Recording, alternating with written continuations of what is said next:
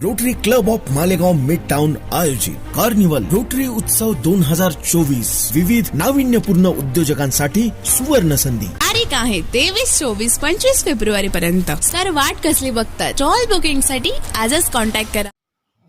महाराष्ट्र शासनाने यापूर्वी आणलेले वाळू धोरण, त्यामध्ये वादविवाद होण्याचे प्रकार जास्तीत जास्त समोर आले होते.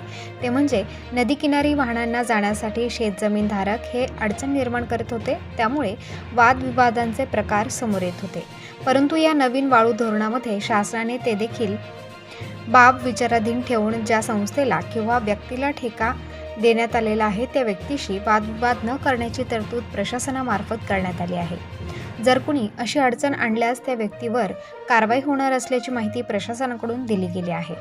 तसेच ग्राहकांनी लागणाऱ्या वाळूसाठी कशी नोंदणी करावी आणि नोंदणी केल्यानंतर डेपोतून कधी मिळेल वाळू, वाहतूक खर्चाचा मोबदला हा कुठे भरावा लागेल, तसेच घरकुल ग्राहकांसाठी 5 ब्रास मिळणारी मोफत वाळू, त्याचे नियम कसे असणार, डेपोच्या ठिकाणी शासनाने निर्धारित केलेल्या नियमानुसार ठेकेदाराने अंमलबजावणी केली आहे का, त्या ठिकाणी फलक लावून शासनाच्या नियम व अटी दर्शवण्यात आल्या आहेत का, वाहनांचे वजन मोजमाप काटेकोरपणे केले जाते का, या सर्व गोष्टींचा आढावा प्रबंधभूमी टीमने थेट वजन काटा व वाळू डेपो या ठिकाणाहून घेतला आहे.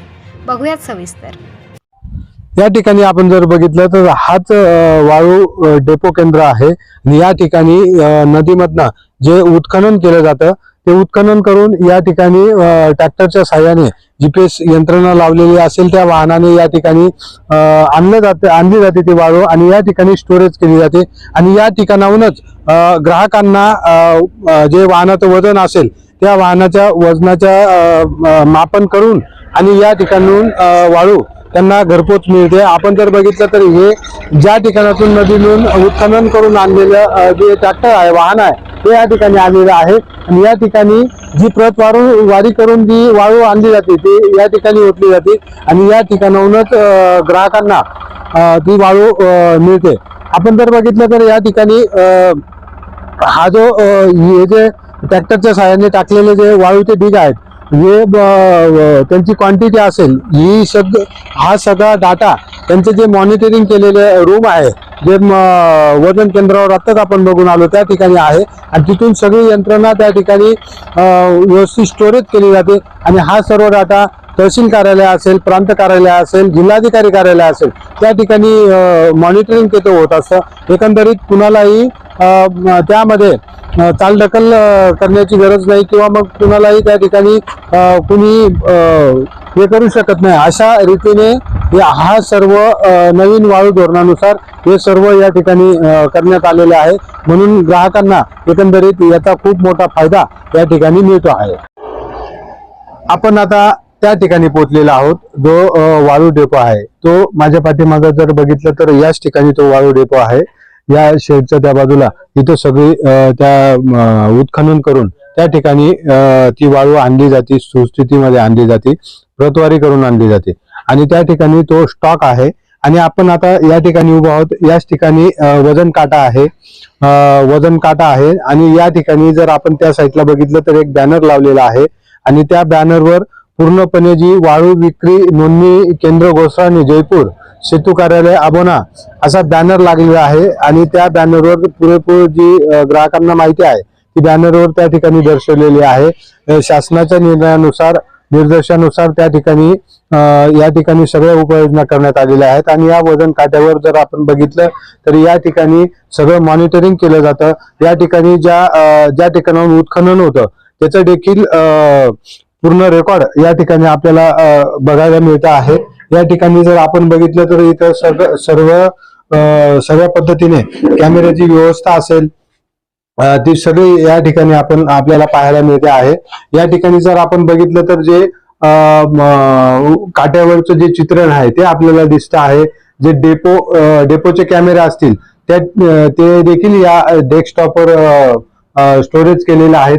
एकंदरीत या ठिकाणी जी व्यवस्था आहे ती पूर्णपणे चांगल्या स्थितीत करण्यात आलेली आहे. आता आपण या ठिकाणी जे पाटील साहेब आहेत त्यांच्याकडून माहिती घेणार आहोत. कशा पद्धतीने या ठिकाणी मॉनिटरिंग केलं जातं. डेपो गिरणा काटा इथे आपण आपला अधिकृत डेपो घोसाळणे जयपूर वाळू डेपो आपण केलेला आहे शासनाचा. आपला स्टॉक इथे आहे. तो स्टॉक आणि आपला काटा हा सेंट्रली कनेक्टेड आहे महागौण खनिजच्या सॉफ्टवेअरला. आपण त्याचं कामकाज कसं चालतं त्याची थोडक्यात माहिती आपल्याला देतो. आपण आपल्या डेस्कटॉप वरती वजन काटे कनेक्टेड असलेल्याचे कॅमेरे सीसीटीव्ही कॅमेऱ्या थ्रू आपण बघू शकतो. हे सीसीटीव्ही कॅमेरे महागौण खनिज नाशिक कलेक्टर ऑफिसला पण हे कनेक्टेड आहे. तुम्हाला सॉफ्टवेअरची थोडक्यात माहिती देतो. हे रेव्हेन्यू डिपार्टमेंट महागौण खनिज असा आपला हा चार्ट आहे. साधारण या पद्धतीने आपल्याला दाखवू शकतो. इथे आपलं डेली करंट स्टॉक अवेलेबल आता आपल्याकडे 108.99 ब्रास स्टॉक आपल्या डेपोमध्ये शिल्लक आहे. आणि बुकिंग करता आपला जो स्टॉक आहे अवेलेबल तो 56.60 ब्रास आहे. आजच्या टोटल ट्रिप्स साधारण 16 इन म्हणजे आपण स्टॉक वरती जमा केलेले आहेत आणि 13 आपण बाहेर वितरित केलेले आहेत. बुकिंग आपल्याकडे 22 बुकिंग आहे आजच्या तारखेमध्ये आणि त्याच्यातल्या 9 आपल्या पेंडिंग मध्ये दिसत आहेत आपल्याकडे.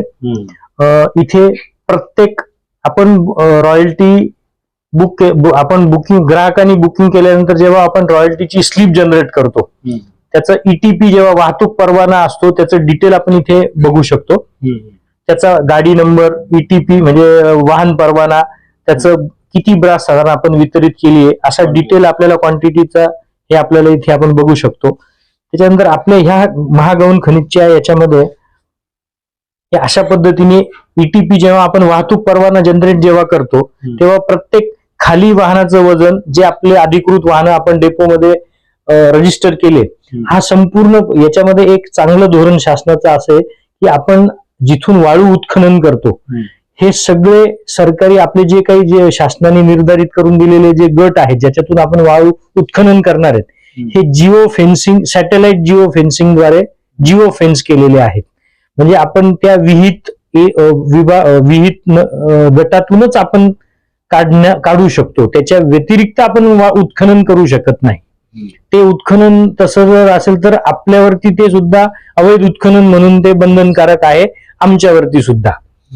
तर त्याचा तो एक चांगला हे आहे आणि शासनाने ते अतिशय स्पष्टपणे त्याचे संदर्भातले लेखी स्वरूपातले आदेश किंवा सूचना ह्या आम्हाला देण्यात आलेल्या आहेत. त्याचं आपण तंतोतंत काटेकोरपणे पालन करून आपण आपलं काम सुरळीत व्यवस्थित कसं सुरू राहील आणि ग्राहकाला चांगली वाळू कशी आपल्याला देता येईल याची दक्षता आम्ही घेऊन हे काम करतोय.